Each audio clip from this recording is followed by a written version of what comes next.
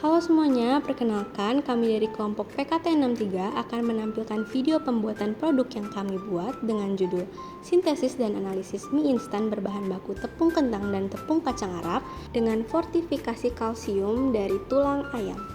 Hal yang harus dilakukan pertama kali adalah menyiapkan alat dan bahan yang akan digunakan untuk membuat mie instan.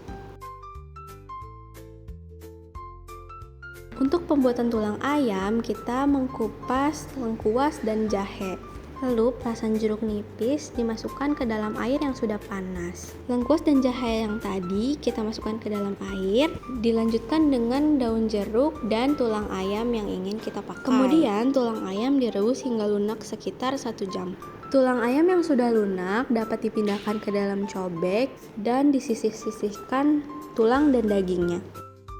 Hancurkan tulang ayam yang sudah dipisahkan dengan dagingnya dengan menggunakan cobek hingga halus. Siapkan loyang oven, kemudian tulang ayam yang sudah halus kemudian dipindahkan ke loyang oven dan dipipihkan hingga tipis.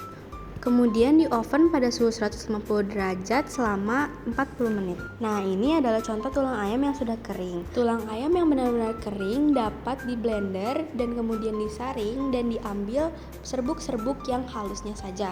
Selanjutnya, kacang Arab di blender kemudian disaring hingga halus. Sama seperti sebelumnya, tepung kentang juga diayak hingga halus. Untuk pembuatan adonan, kita hanya menggunakan putih telur saja yang kemudian dicampurkan ke tepung kentang hingga teksturnya berubah menjadi seperti ini.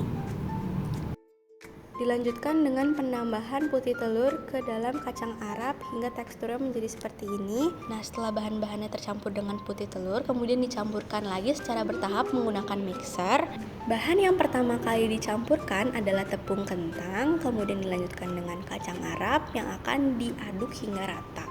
Ditambahkan air dingin sebanyak 2 sendok makan dan diaduk kembali hingga rata. Siapkan bahan seperti baking powder, baking soda, garam, dan juga penyedap rasa. Baking powder dan baking soda kemudian ditambahkan masing-masing 1 sendok makan dan kemudian diaduk kembali menggunakan mixer.